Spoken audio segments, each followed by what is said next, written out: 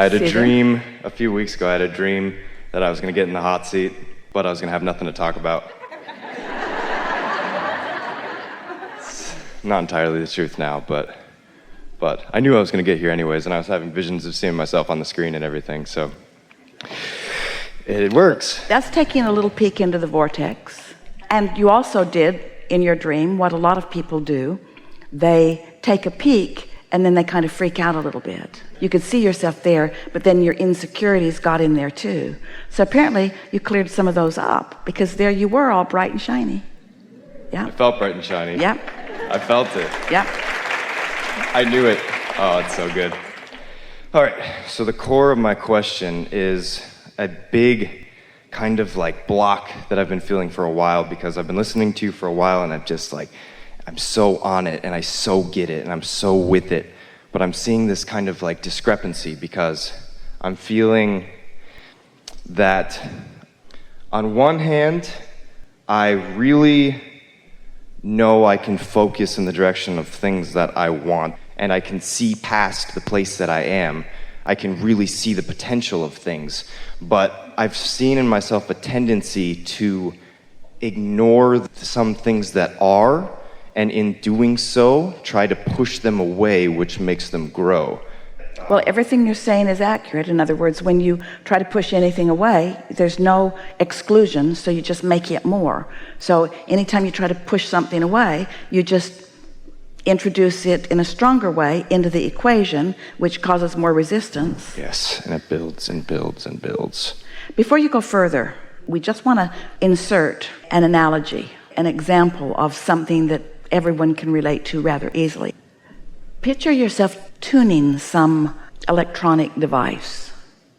And while there is thought about it, maybe you're even looking at a gauge, and maybe you even know what frequency you're reaching for. So that's the thought. You're trying to find a specific frequency. But isn't the feedback to what you are finding even more important than the deliberate intention of finding it? Do you follow what we're getting at? Yes. We've been saying you create your own reality, and thoughts create, and you get what you think about whether you want it or not. So that's all thought, which makes you get a little worried about your thoughts. We see you thinking and then trying to take the thoughts back before law of attraction gets hold of it. Cancel. Well, we prefer that you understand that it's more like thinking and feeling, thinking and feeling, thinking and noticing, thinking and noticing. It's like any artist, whether they're painting or sculpting or even creating something musically, they are doing the thought thing, but then they are taking the feedback, and from the feedback they are responding with them. Smoother thoughts, more responsive thoughts. Yes? So this applies here, doesn't it? Totally. Yeah, okay. I see that because, like, I see when I try to drag, like, there's a difference between feeling that and knowing where I'm going to go. But you see, you know what you're talking about, and this is the perfect time in this conversation for us to have this discussion.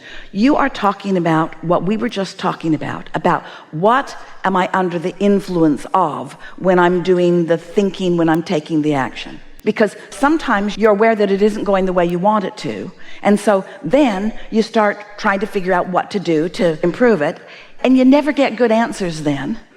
And sometimes you're in the receiving mode, you're just feeling satisfied, and you're moving from the feeling of inspiration. But here's what's tricky for you, and it doesn't need to be. We're going to clear it up right now.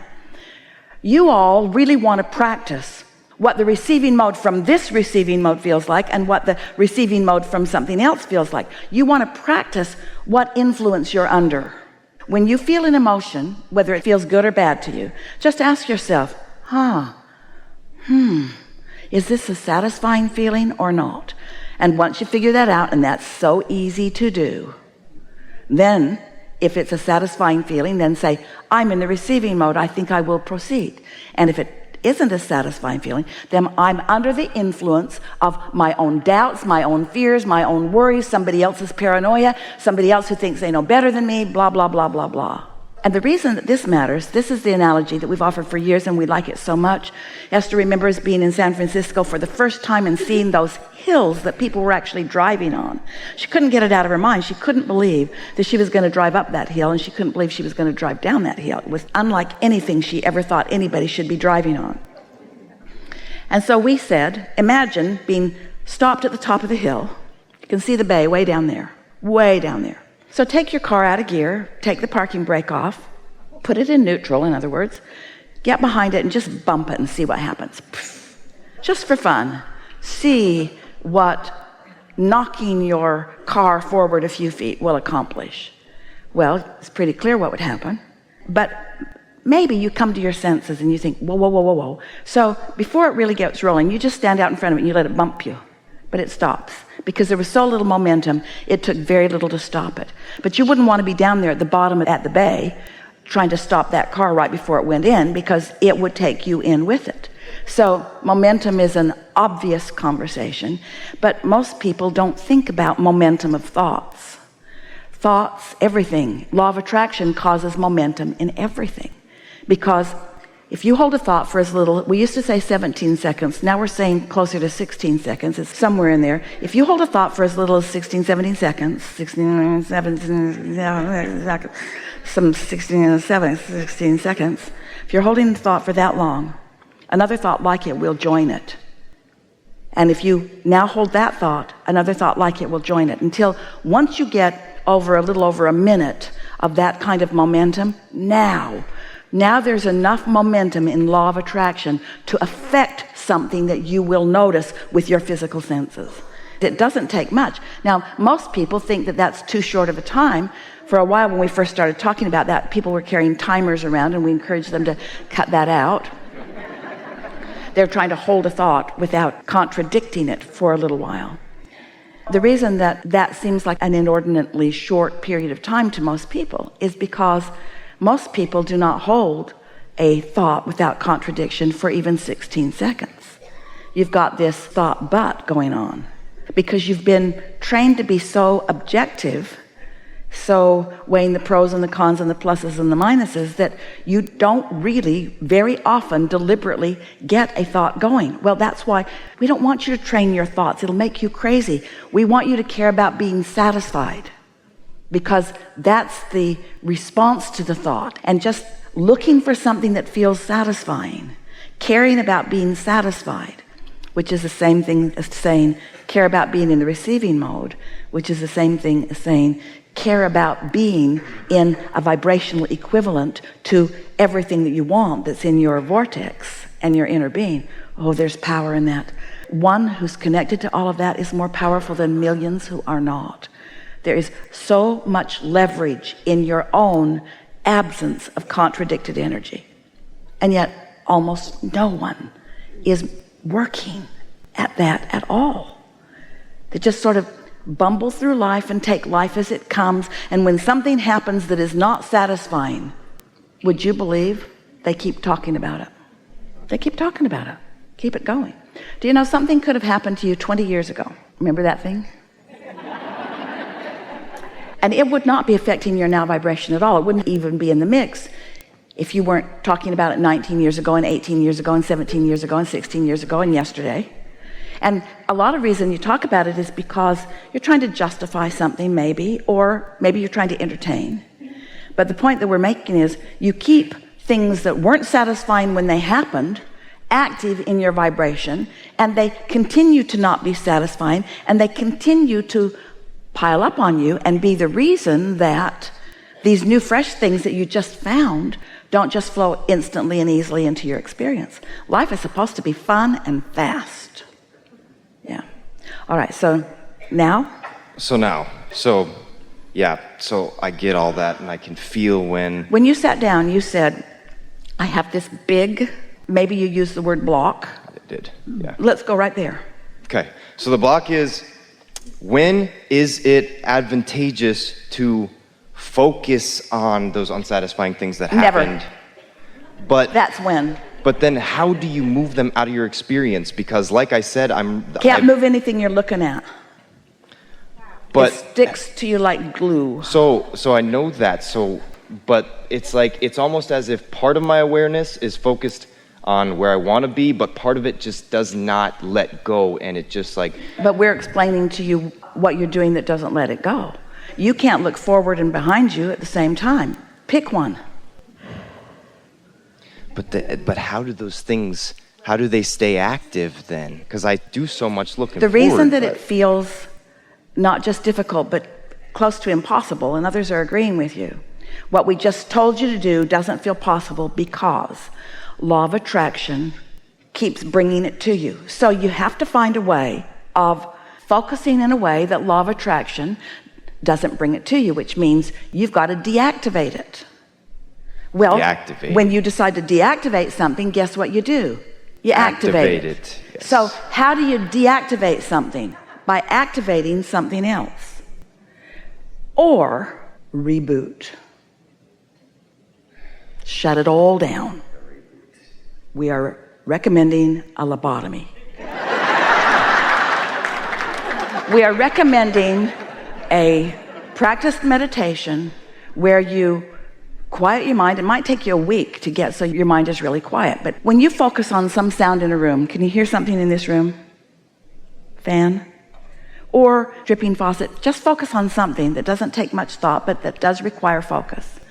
When you focus upon something, and when your mind wanders and it will, go back to focus on that. And when your mind wanders and it will, go back to focus on that. And when your mind wanders and it will, go back to focus on that.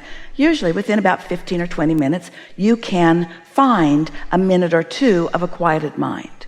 And when you quiet your mind, you stop all thought.